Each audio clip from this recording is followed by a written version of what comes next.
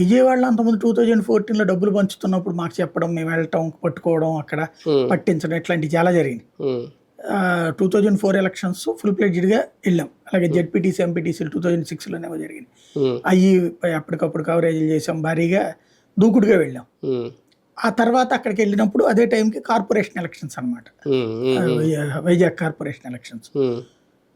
అప్పుడు జరిగిన విచిత్రం ఏంటంటే ముడసర్లోవన ఎక్కడో సంథింగ్ ఆదిలోవన ఏరియా గుర్తులేదు నాకు, గోపాలపట్నం పోలీస్ స్టేషన్ పరిధిలోకి వస్తుంది అనమాట.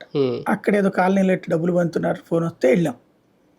వెళ్తే కరెక్ట్గా ఆ స్పాట్లో ఇదిగో ఆ లోపలండి అని చెప్పేసి లోపలికి వెళ్ళగానే తలుపులు బయట గడి పెట్టేశారు.